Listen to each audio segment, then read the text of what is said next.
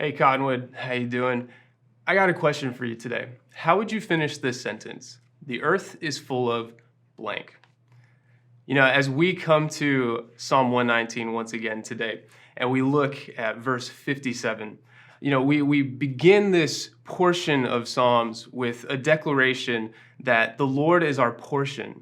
And we complete this portion of Psalms in verse 64 with the declaration that the earth is filled with your love, Lord.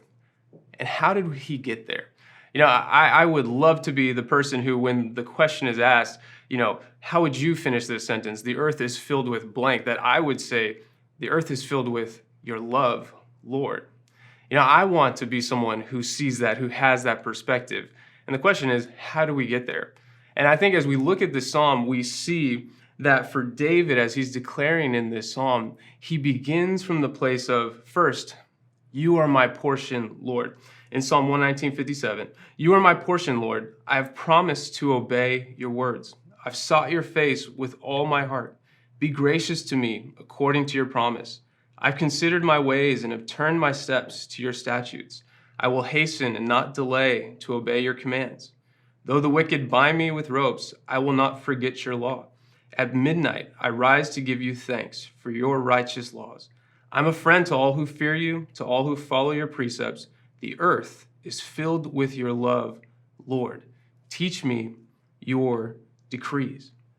To be someone who sees that the earth is full of the Lord's love. We first begin by being someone who first declares that the Lord is our portion. This is taking us back into the Old Testament when for the nation of Israel, the tribes had the land, the promised land, allotted to them. And they were each given their portion of land except for the tribe of Levi. They were told that you will not get a portion of land because God said, I myself will be your portion. And what that meant is that I will be your source and I will be your security. Now, I just wonder that, if for them, if there was ever a point in time where they thought, I sure wish I had some land. Lord, it's great that you're my portion, but I sure wish that I had some land and some tangible things as well to be secure in. But you know what? There were times when the land was actually taken away. There were times when they went through difficulties and were not in the land. And in those times, having the Lord as your portion meant that no matter where you were or no matter what the circumstances were, you were secure and that you had your source.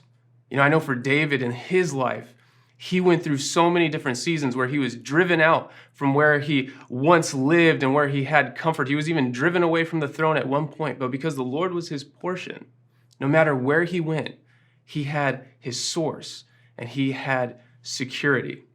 I think about for us today, and even in times that we could be living in, when the Lord is our portion, it means that no matter what could be going on in our world, no matter what we could be facing, we are secure and we have our source of all that we need.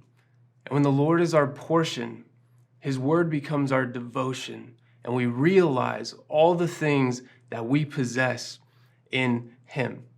And when we have a life where we understand that the Lord is our portion, it leads to us having the perspective where we realize that the earth is full of his love and his devotion. So no matter what we could be facing today, no matter what it is that you could be going through in the midst of this season, I want to encourage you today.